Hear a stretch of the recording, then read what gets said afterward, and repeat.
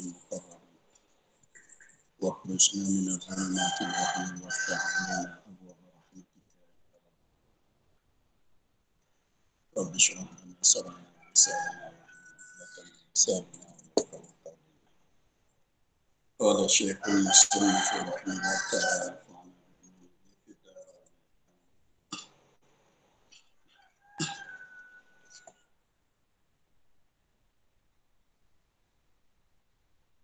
dan bersabda Rasulullah sallallahu alaihi wasallam, ma bainal muslimi wal musyriki illa tarkus salat fa idza tarakaha kana kafiran. Artinya tiada antara muslim dan musyrik. Dikandaki dengan musyrik itu ialah orang kafir. Dikandaki dengan musyrik itu ialah orang kafir. Walaupun kafir asalkan orang kafir, walaupun bukan musyrikin sekalipun.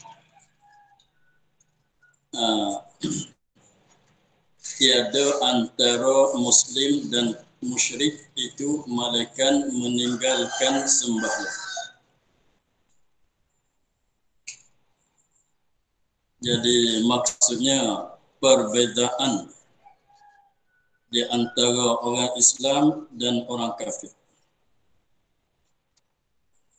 Perbezaan di antara orang Islam dan orang kafir itu ialah tidak ada perbezaan, melainkan orang Islam itu dia sembahyang, orang kafir tidak sembahyang.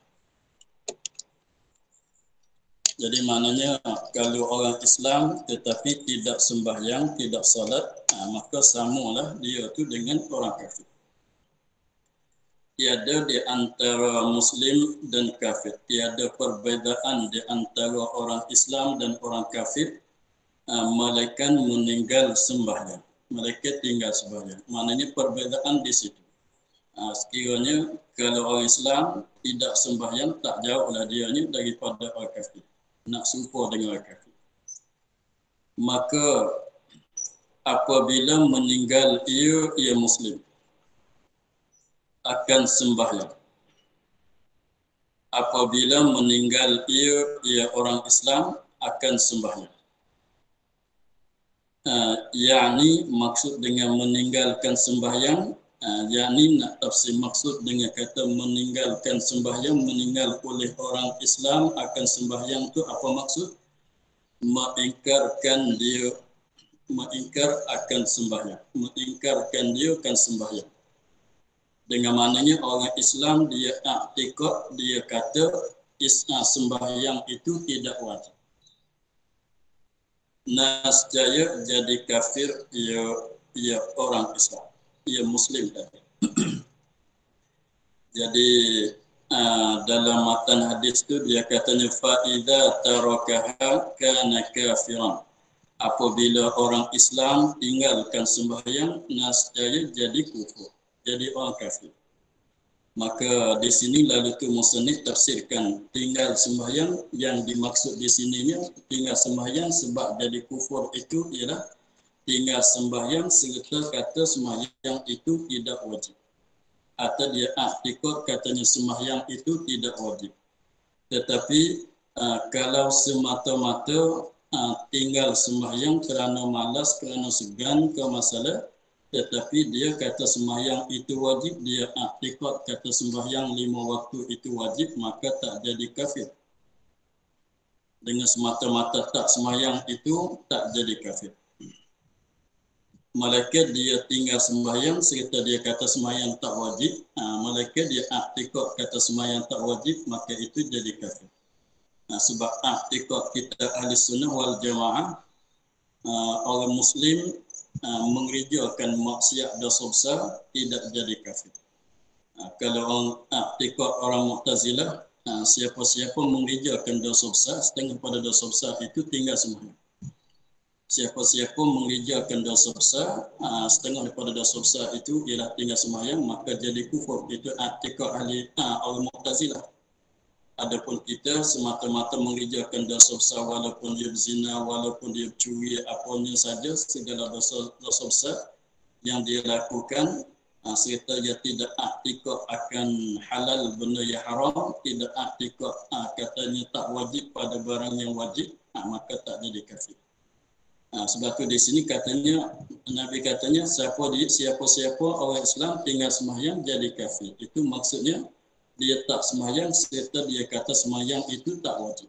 Artinya tidak difardukan sembahyang di dalam Islam. Itu makna mengingkar. Kata sembahyang 5 waktu tidak difardukan di dalam Islam. Sembahyang 5 waktu tak diwajibkan. Dia kata sunat, atau kata haram, kata makruh ke sembahyang itu. Maka itu jadi kafir dengan sebab itu. Bukan dengan semata-mata tak sembahyang. Sebab itulah musannif kita tafsir kata, yakni mengingkarkan dia.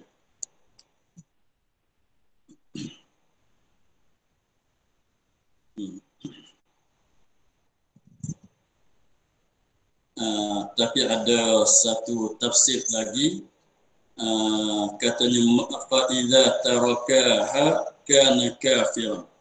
Apabila meninggal oleh orang muslim akan sembahyang, kana kafiran, jadi kufur. Tapi maksud dengan jadi kufur itu kufur nikmat. Bukan kufur mana keluar daripada agama Islam. Setengah itu dihuraikan gitu. Siapa-siapa tak sembahyang jadi kufur, maknanya kufur nikmat. Maknanya tidak syukur kepada nikmat Tuhan. Sepatutnya Tuhan beri nikmat kepada kita, Allah pada cara kita syukurnya ialah kita sembahyang. Setengah tu jadi maknanya dalam hadis tadi katanya kana kafiran, jadi kafir itu 2 huraian. Satunya kafir dengan mana kufur nikmat. Maknanya tidak syukur nikmat. Maknanya tak jadi murtad. Cumanya panggil kata orang yang tak sembahyang itu orang tak syukur nikmat Tuhan. Setengah dihuraikan katanya kufur ialah murtad. Keluar kufur dengan mana keluar daripada agama. Tetapi kalau kata keluar daripada agama semata-mata tak sembahyang itu bukannya keluar pada agama jadi murtad itu dengan sebab dia mengingkarkan sembahyang. Dia kata sembahyang itu tak wajib, tidak difardu dalam Islam. Itulah.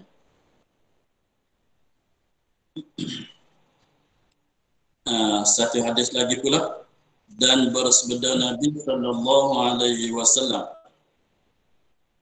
man taraka as-salata bagi dia, man taraka as-salata muta'ammidan bari'at minhu dhimmatu Muhammadin sallallahu alaihi wasallam. Man taraka as-salata, bagi dia tak tu salah.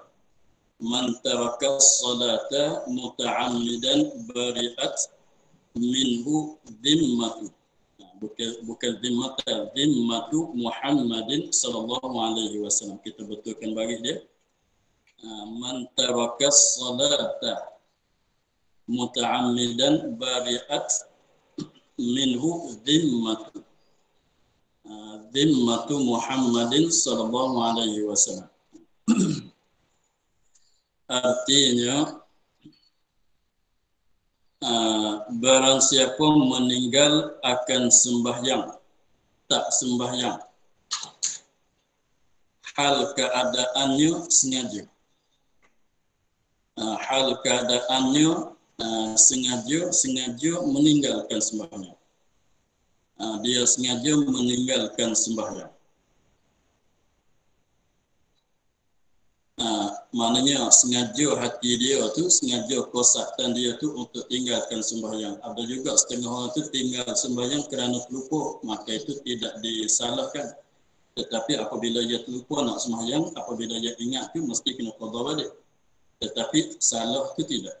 Ini sengaja tinggalkan sembahyang, tidak sembahyang di dalam waktu dan juga tidak qadakan sembahyang dia tertinggal, nascaya lepas daripadanya oleh tanggungan Muhammad sallallahu alaihi wasallam.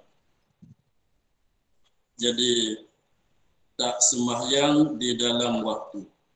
dengan tidak ada uzur.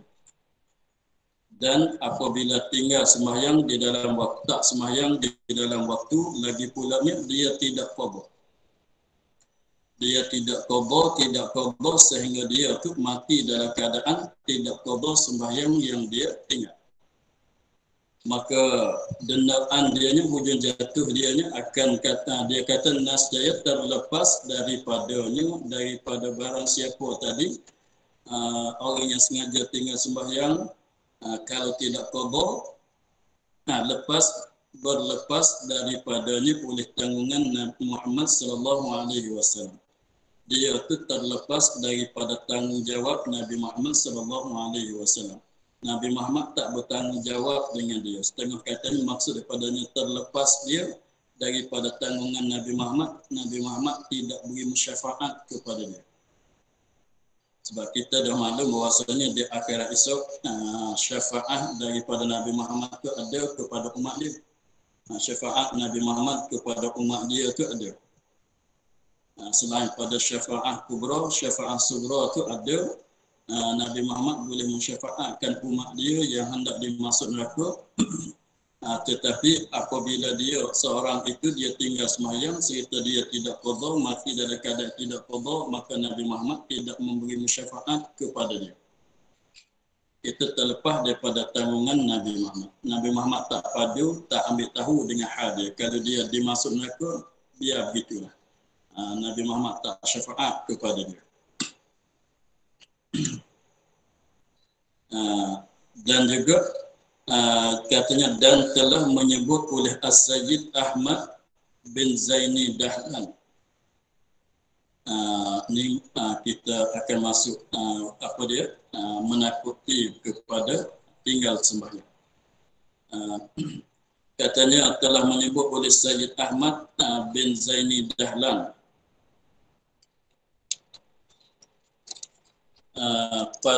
menyebut pada setengah daripada sa'ilin. Menyebut pada setengah daripada sa'ilin, maknanya pada jawapan daripada soalan orang yang menanyakan dia. Dia ada sebut katanya kata Ahmad kata As-Sayyid tadi, dan datang pada hadis yang panjang. Dan datang pada hadis yang panjang di bawah, dia katanya dan diriwayat daripada Nabi sallallahu alaihi wasallam. Ini hadis membahasakan dia oleh Imam Suyuti di dalam kitab Zailul Mawdu'at kepada Ibn Najjar. Jadi maknanya hadis yang lagi akan dibaca, hadis ini setengah tu katanya hadis dhaif, setengah tu katanya hadis ini hadis maudhu'. Hadis ini menyebut dalam kitab Imam Suyuti sebut dalam kitab Zailul Mawdu'at bahwasanya hadis ini hadis maudhu' yang diambil daripada Ibn Najjar. Jadi setengah tu kata hadis maudhu', setengah katanya hadis dhaif. Ala kulli hal tak ada masalah, cumanya kita nak dengar asal itu, kita nak baca hadis ini. Dia musannif pun menyebutkan hadis ini, memulihkan hadis ini itu untuk nak menakutikan kita daripada tinggal sembahyang. Kita boleh ambil faedah di situlah. Walaupun nak dikatakan hadis ini dhaif atau maudhu' sekalipun, biar untuk kita nak jadi ketakutan bagi kita, jadi ugutan bagi kita untuk supaya kita tak tinggal sembahyang. Tapi memanglah panjang dia disebut tu, setengah tu katanya hadis maudhu', setengah tu kata hadis dhaif, sangat macam-macam lah khilaf di antara ulama pada ini hadis. Begitu juga hadis yang satu lagi yang lagi akan datang pun begitu juga. Setengah kata hadis batil, hadis maudhu'. Tetapi kita ambil tahu untuk nak menakutikan diri kita daripada tinggal sembahyang. Katanya, kata Sayyid, dan datang pada hadis yang panjang. Ada datang warid daripada hadis yang panjang bahwasa Jibril turun ia Jibril atas Nabi Muhammad sallallahu alaihi wasallam.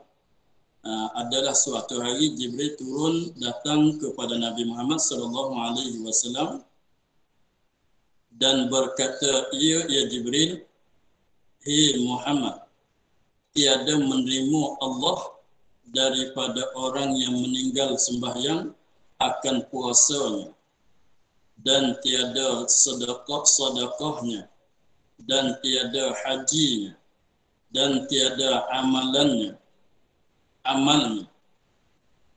dan tiada zakatnya."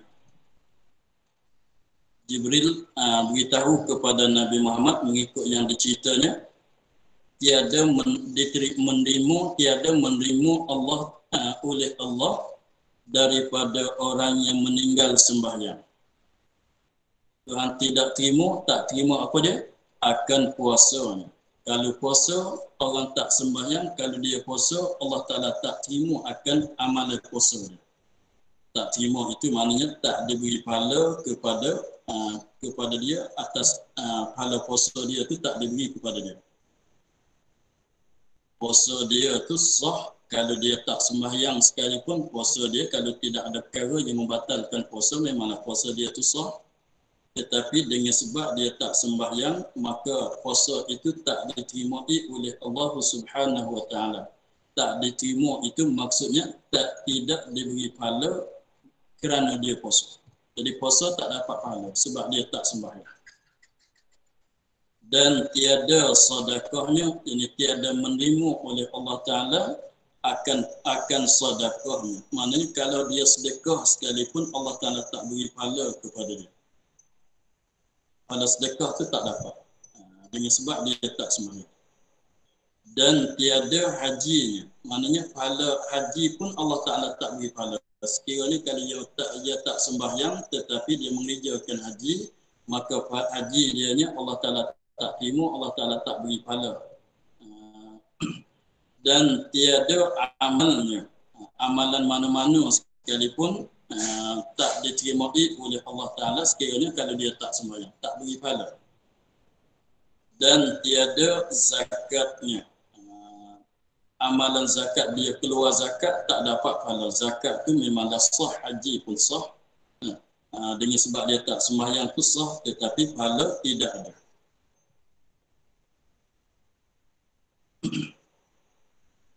Dan bermula yang meninggalkan sembahyang itu dilaknatkan dia di dalam Taurat dan Injil dan Zabur dan Furqan.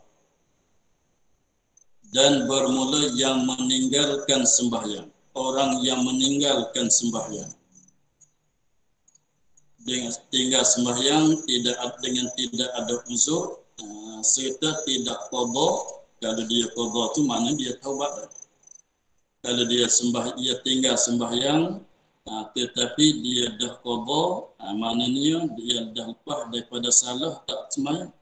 Sebab qada itu setengah daripada taubat, daripada salah tak sembahyang. Sebab disebut dalam bab taubatnya, apabila seorang itu berdosa dengan sebab tak sembahyang, maka apabila dia nak taubat daripada dosa tak sembahyang itu, maka setengah daripada syaratnya mengqadakan sembahyang yang dia tak sembahyang, yang dia tinggal itu. Maka apabila dia qada serta dia taubat, maka dilepaskan. Maka di sini maksudnya orang tinggal sembahyang dengan tidak ada keuzuran, dengan tidak dengan tidak mengqadakan sembahyang dan dia tinggal itu, maka dilaknatkan dia di dalam Taurat dan Injil dan Zabur dan Furqan. Furqan itu Al-Quran. Sebab Al-Furqan itu salah satu daripada nama Al-Quran. Al-Quran, Al-Furqan, Al-Dhikru, Al-Tanzilu, itu nama Quran semua. Tanzil nama Quran juga, Furqan pun nama Quran juga, Ad-Dhikru pun nama Quran juga. Dilaknatkan dia di dalam Taurat dan Injil dan Zabur dan Furqan. Maksud dilaknat itu maknanya dijauhkan daripada rahmat. Dijauhkan dia daripada rahmat.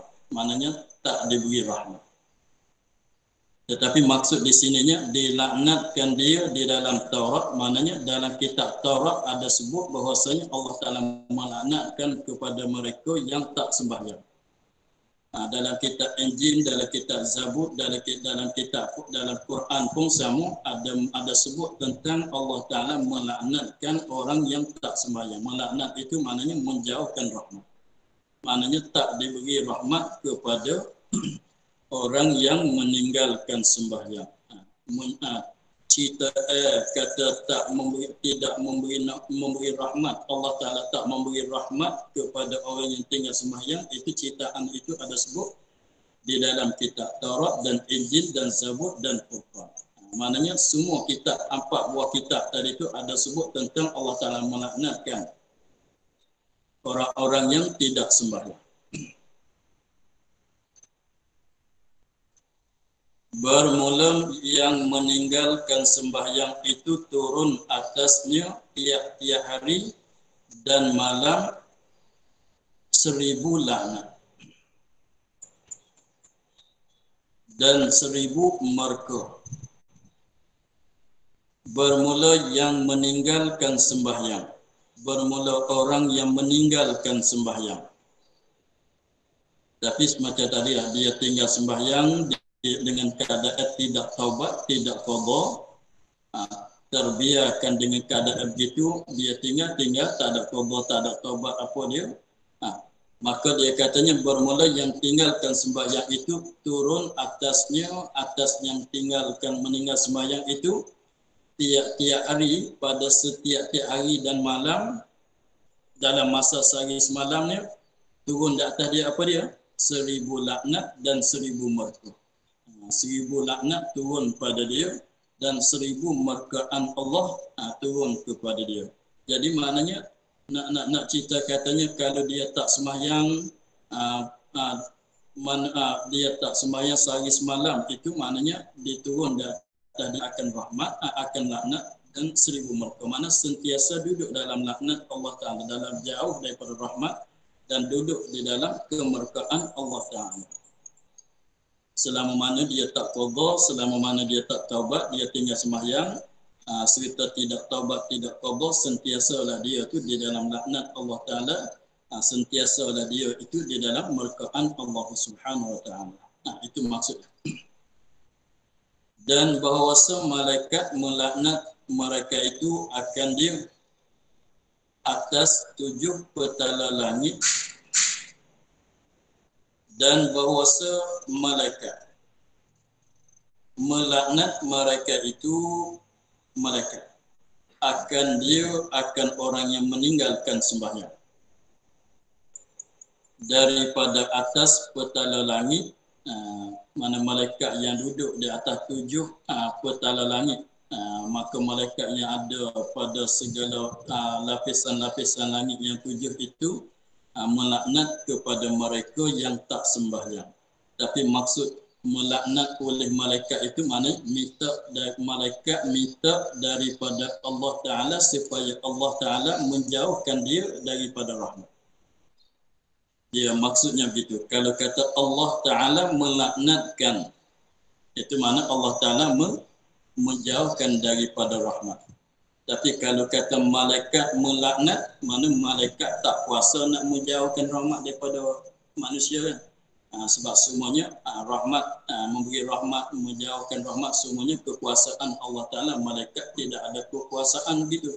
Maka kalau kata malaikat melaknat, dengan mana malaikat minta daripada Allah Ta'ala supaya Allah Ta'ala menjauhkan rahmat kepada orang yang tinggalkan sembahyang. Maknanya malaikat minta begitu.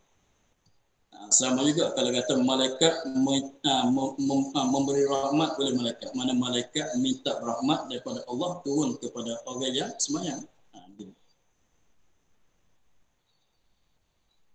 Hei Muhammad, bermula, ni hadis yang panjang tadi katanya. Ni dalam hadis tadi. Hadis yang sama lagi sebab tadi katanya hadis yang panjang. Hei Muhammad, bermula meninggalkan sembahyang itu tiada baginya habuan daripada segala habuan engkau. Bermula orang yang meninggalkan sembahyang. Siapa-siapa saja yang meninggalkan sembahyang mati dalam keadaan tidak qada, tidak taubat. Jawabnya tiada baginya, bagi yang meninggalkan sembahyang tidak ada bagi dia tak dapat apa habuan daripada segala habuan engkau. Engkau itu ialah Nabi Muhammad. Jadi apa-apa nikmat yang Allah Ta'ala bagi kepada Nabi Muhammad, Allah Ta'ala tak bagi kepada dia.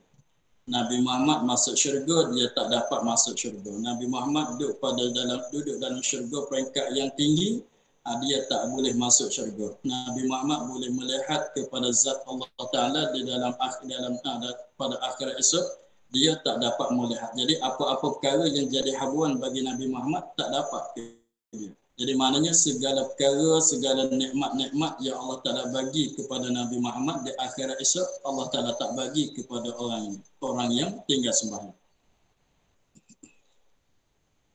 Nabi Muhammad dapat kesenangan di dalam duduk dalam syurga, dia tak dapat kesenangan di dalam syurga sebab dia kena masuk neraka. Nabi Muhammad dapat nikmat, dia dapat azab. Gitulah. Dan tiada pada syafaat engkau. Orang ini juga orang yang tak sembahyang tak boleh syafaat, tak dapat syafaat daripada Nabi Muhammad. Itu mana sama dengan tadi, lepas daripada zimmah, lepas daripada tanggungan Nabi Muhammad. Jadi maknanya Nabi Muhammad tak beri syafaat kepada dia. Dan tiada ia daripada umat engkau, hei Muhammad. Orang tak sembahyang itu tak masuk, bukan umat Nabi Muhammad. Dan tiada ia orang yang meninggal sembahyang itu daripada setengah daripada umat engkau. Orang yang tinggal sembahyang itu tak jadi umat Nabi Muhammad. Tapi kena jaga sikit ini. Maknanya bukan dari tiada ia daripada umat Nabi, umat engkau hai Muhammad, maknanya bukan umat Nabi Muhammad yang sepenuh, tidak. Jadi maknanya kita ni umat Nabi Muhammad, manusia yang ada masa sekarang, semuanya umat Nabi Muhammad. Walaupun tak sembahyang sekalipun umat Nabi Muhammad juga. Tapi umat Nabi Muhammad yang sepenuh ke tidak sepenuh. Itu kalau orang yang tidak buat amal ibadat sentiasa dalam tak sembahyang, tak puasa, buat maksiat gitu begini, adakah dia keluar pada jadi umat Nabi Muhammad? Tak keluar, tak apa.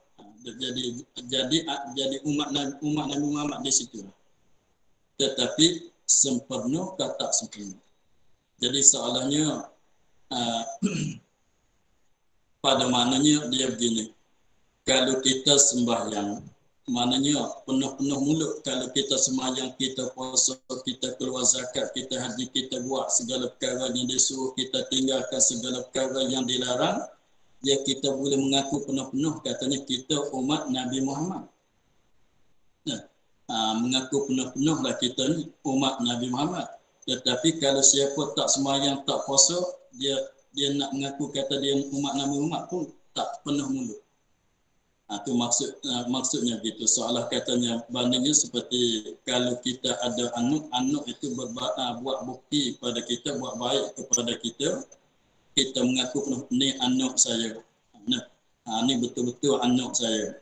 Tetapi kalau seorang anak dia deraka kepada ibu bapanya, jadi seolah katanya bukan anak bagi dia. Tapi tak terlepas lagi. Kalau bin kepada ayah dia lagi.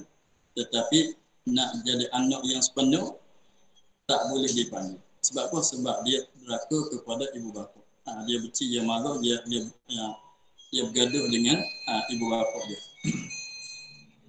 Itu maknanya tiada ia daripada umat engkau, ya Muhammad. Umat yang sempurna.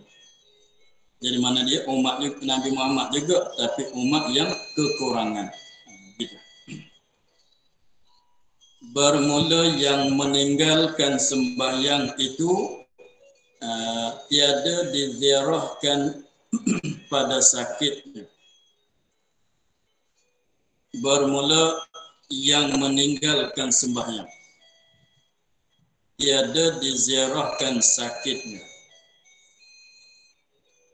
Orang yang tak sembahyang, orang yang tinggal sembahyang, jikalau dia tak taubat, sekiranya kalau dia jatuh sakit, seelak-elaknya jangan kita pergi ziarah dia. Jangan kita pergi melawatkan dia. Itu maksudnya. Orang yang tak sembahyang, sekiranya kalau dia jatuh sakit, janganlah kita pergi ziarahkan dia. Itu maksudnya. Jadi maknanya, maksudnya apa dia? Orang tak sembahyang kalau dia jatuh sakit tak sepatut, tak ada hak, tak sepatut kita nak pergi ziarah dia. Dengan sebabnya dia gini. Dia orang Islam, sama-sama orang Islam tu ada hak pergi mari. Kita dengan kawan kita, kita dengan saudara kita ada hak yang sepatutnya kita menunaikan. Yang sepatutnya kita menunaikan. Setengah daripada hak orang Islamnya ialah menziarahkan kesakitan. Apabila saudara kita jatuh sakit, sunat bagi kita menziarahkan, melawatkan kesakitan dia. Itu satu hak yang sunat bagi kita menunaikan kepada saudara kita. Apabila saudara kita pada Islam jatuh sakit, sunat kita ziarah. Maka sekiranya kalau dia tak sembahyang, kalau dia jatuh sakit, padahal dia tak sembahyang, belum pada sakit tu dia tak pernah sembahyang, dia tinggal sembahyang, apabila dia jatuh sakit, tak sepatutlah kita, maknanya kalau kita tak diziarah pun, pada maknanya kita tak panggil katanya kita tinggalkan haknya. Padan dengan dia tak sembahyang, salah begitu. Jadi tak ada hak pada kita, tidak ada hak, tidak ada kelayakan bagi kita untuk nak ziarah kepada dia. Tetapi kalau orang itu orang saudara kita yang Islam, dia orang yang baik, orang yang tak pernah tinggal sembahyang, sekiranya dia jatuh sakit, maka hak data kitanya ialah menziarahkan dia. Tapi hak di sini bukan hak yang wajib, hak yang sunat. Dengan maknanya tak disunat kita menziarahkan orang sakit yang tak sembahyang. Mana begitu. Tapi kalau nak pergi ziarah pun boleh juga. Tetapi kalau pergi ziarah tak dapat pahala sunat. Kalau orang sakit biasa yang baik-baik, bukan yang tinggal sembahyang, sunat kita ziarah kan. Dia sunat. Tetapi kalau dia orang yang tak sembahyang, orang fasik, kalau dia sakit, tak sunat bagi kita ziarahkan dia. Itulah maksudnya. Bukan maknanya dilarang keras ziarah orang sakit yang tak sembahyang, yang meninggal sembahyang, bukan maksud itu.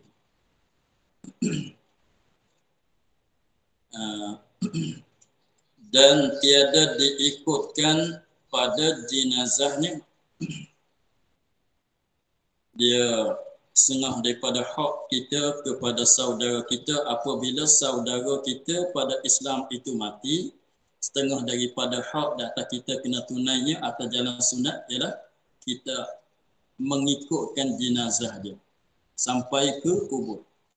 Apabila diusungkan, dibawakan jenazah dia lepas pada sembahyang, dibawakan jenazah dia kepada kubur, disunatkan kita ikut di belakang. Kita atar dia sampai ke kubur kan. Itu setengah pada perkara yang disunat kita buat kepada kawan kita, saudara kita yang sudah meninggal, kita ikutkan jenazah dia sehingga sampai ke kubur. Tetapi kalau jenazah itu orang yang tak sembahyang, tak disunat. Tak disunatkan kita mengikutkan jenazah dia sampai ke kubur. Itulah maksudnya. Bukan maksudnya dilarang keras, haram, bukan begitu. Maknanya tak digalakkan, tak disunatkan. Dan tiada diberi salam atasnya, atas orang yang tinggal sembahyang. Ini pun makna sama dengan tadi juga. Jadi asalnya sunat kita beri salam kepada saudara kita yang Islam. Tetapi kalau orang ini dia tak sembahyang, tak disunatkan beri salam. Itu pun ada bahas panjang, walaupun hadis ni kalau kata hadis dhaif, hadis maudhu' sekalipun, tapi memangnya begitu. Hukumnya begitu. Tak digalakkan, tak disunatkan kita beri salam kepada orang yang tinggal sembahyang. Tetapi kalau ada harapan untuk dia qadakan sembahyang, untuk dia kembali kepada sembahyang, kalau kita beri salam, kita orang yang soleh, tengok dia ni orang ahli maksiat, dia tak pernah sembahyang, tak pernah puasa, kalau kita rajin beri salam ke dia, boleh jadi setiap lama-lama kelamaan hati dia lembut. Lama kelamaan hati dia lembut. Apabila hati dia lembut, dia akan mulai sembahyang, dia akan mengerjakan puasa dan zakat dan sebagainya, maka digalakkan, disunatkan pula.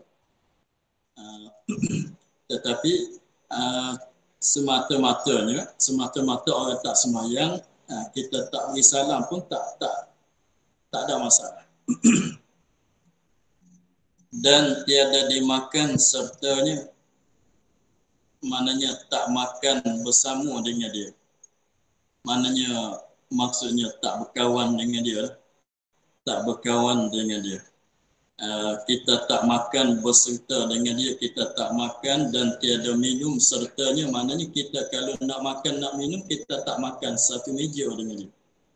Kita tak makan, tak minum dalam satu hidangan bersama dengan dia. Nah, dia memangnya begitu. Ya, sebabnya masalah berkawan ni, kita sepatutnya kita berkawan dengan orang-orang yang soleh. Kalau nak makan sekali bersama dengan orang-orang yang soleh. Kalau nak minum sekali bersama dengan orang-orang yang soleh. Untuk dapat keberkatan kita walaupun kita orang yang kurang soleh. Tetapi kita berkawan, kita duduk bersama dengan orang yang soleh, barangkalinya terjangkit, tertarik pada kita, jadi kita orang soleh juga. Tetapi kalau kita ni berkawan dengan orang yang tak sembahyang, bimbangnya takut kita ni jadi satu hari jadi tak sembahyang semacam dia juga. Kalau kita lemah, kalau kita ni tak kuat, kita orang yang kita tak pernah tinggal sembahyang, tapi orang tak kuat, mudah tertarik. Kalau kita berkawan dengan orang tak sembahyang, takutnya masa depan jadi tak sembahyang semacam dia juga. Sebab tu aulanya tak payah berkawan dengan dia. Itulah maksud katanya walaupun hadis ni kalau kata hadis maudhu' sekalipun, nisbah makna dia tu sah.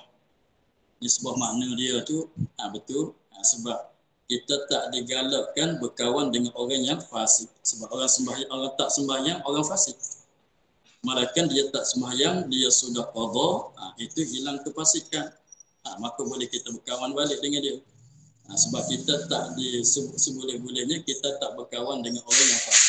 Takutnya terjangkit perangai fasik dia kepada kita. Sebab tu katanya tak makan bersama dengan dia, tak minum bersama dengan dia. Dan tiada dibuat taulan akan dia. Kita tak buat taulan akan dia, tak ambil dia jadi kawan kita.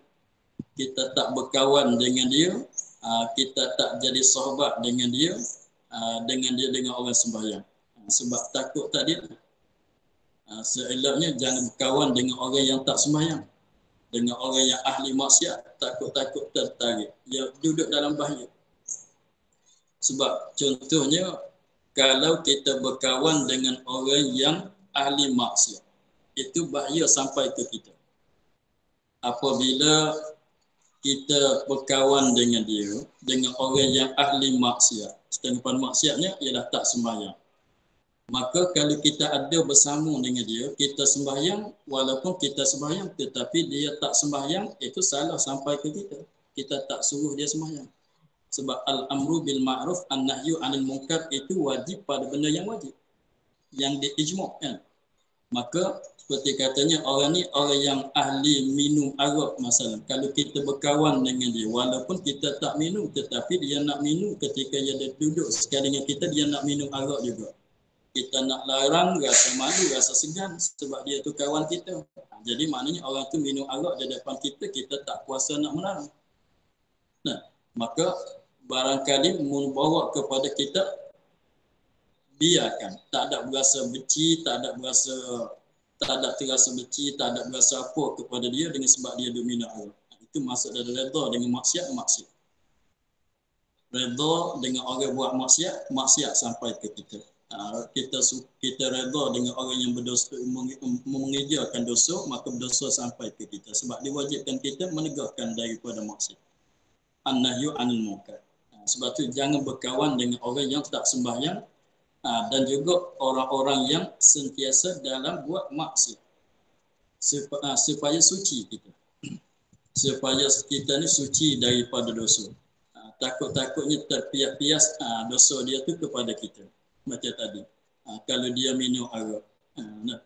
Dia kawan kita. Kita segan nak larang dia daripada minum arak.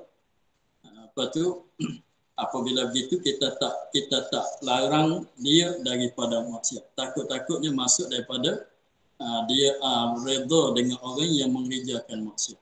Maka jadi maksiat sampai ke kita. Sebab tu janganlah. Sepatutnya jangan berkawan dengan orang yang tak sembahyang. Bukan sekadar orang tak sembahyang, orang yang fasik, orang yang buat maksiat, jangan kita sembahyang, kita berkawan dengan dia. Takut cemas sampai ke kita. Dan tiada disekedudukan akan dia. Tiada disekedudukan akan dia. Maknanya tiada duduk bersama dengan dia. Tak kira. Tadi itu maknanya tidak makan bersama dengan dia, tidak minum bersama dengan dia. Ni kita duduk, kalau dia duduk di mana, kita sebolehnya jangan duduk bersama dengan dia. Kalau dia ada di suatu majlis, kita tak masuklah di tempat. Kita tak duduk bersama dengan dia di suatu majlis. Ni pun betul juga. Dia orang fasik. Sebab dia tak sembahyang. Orang fasik, orang yang tak sembahyang, senang sangat diturunkan bala.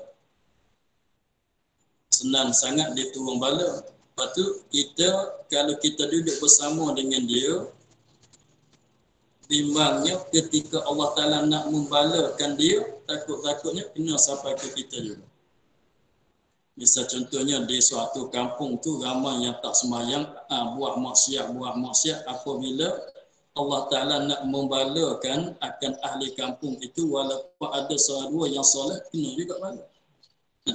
Sebab tu katanya jangan duduk sekali dengan orang yang tak sembahyang, orang yang fasik. Takutnya apabila ditipu bala, kita pun kena juga. Macam kita duduk dalam majlis orang main judi, atau duduk dalam majlis orang yang minum dadah, orang yang makan dadah, walaupun kita tak makan, tapi kalau polis datang, kita pun kalau tak itu pun tak main sekalipun, tapi kena tangkap juga. Kalau kena sampai ke kita. Sebab tu kita tak duduk bersama dengan orang yang sebab takut ditipu bala, kena sampai ke kita juga. Dan tiada agama baginya. Dia orang yang tidak ada agama. Ini ambil pada hadis itulah. As-salatu imaduddin. Sembahyang itu tiang agama. Kalau tidak ada sembahyang, runtuhlah agama. Runtuhlah agama. Sebab tu katanya orang sembahyang, orang yang tiada agama, maknanya tiada agama yang sempurna. Bukan jadi kufur, bukan jadi kafir. Sebab kita dah maklum semata-mata tak sembahyang, tak jadi kafir, tak jadi murtad. Lepas tu kalau orang tak sembahyang, orang yang tiada agama baginya, maknanya kalau orang yang ada beragama Islam betul-betulnya, dia kena sembahyang. Kalau dia tak sembahyang, seolah kata bukan orang Islam. Pada maknanya begitu. Ini majazi, bukan hakiki. Dan tiada agama baginya, maknanya tiada beragama yang sepenuh. Kalau orang yang beragama yang sepenuh, tentu dia sembahyang. Maknanya kalau dia tak sembahyang, maknanya ada di kulit sajalah. Ada gitu lah. Tidak jadi suci pada agama dia tu, tidak. Itu maksudnya tiada agama baginya. Itu kita sepatut jaga. Maknanya tak jadi orang Islam yang sempurna. Nah, Islam dia Islam yang tidak sempurna. Itu maknanya tidak ada agama. Ya macam ni. Kalau kita ada duit banyak, kita panggil kata orang yang ada duit. Pada uruf kita cakap gitu kan. Tapi kalau kita ada duit sikit, ada RM10, ada sikit saja. Nak beli nasi pun tak cukup. Ada tapi terlalu sikit. Ayo, saya tak ada duit. Saya tak ada duit. Sebab apa? Sebab tak sempurna. Sebab sikit sangat tak dinilaikan. Kata, saya tak ada duit. Saya tak ada duit. Duduklah poket, ada sikit. Tak bilangan. Itu. Cakap punya begitu. Majaz. Itu maknanya tiada agama baginya.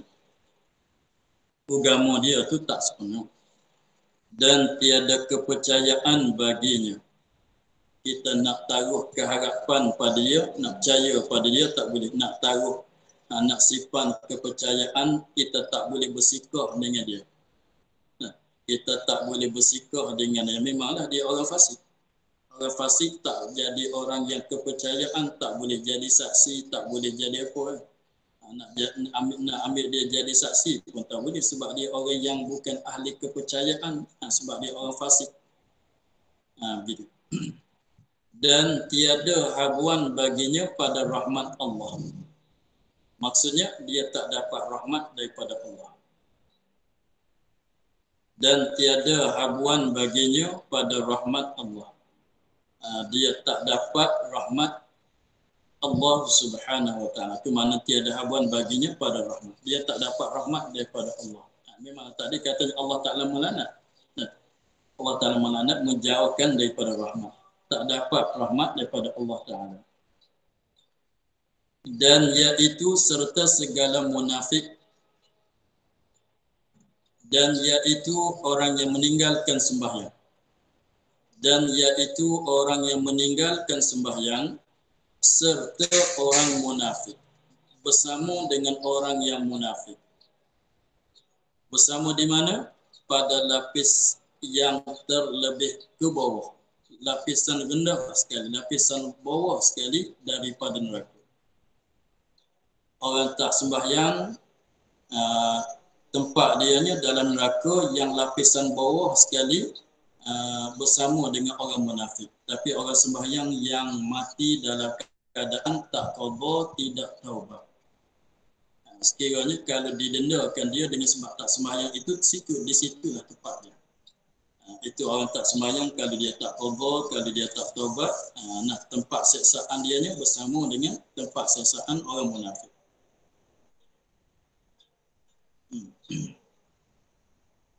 Bermula yang meninggalkan sembahyang itu digandakan baginya akan adab 2 ganda.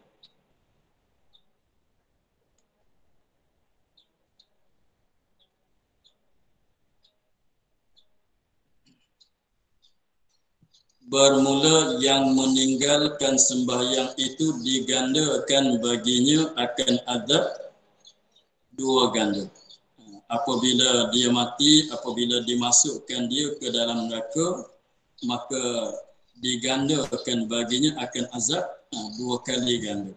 Jadi keberatan azab dia tu 2 kali ganda.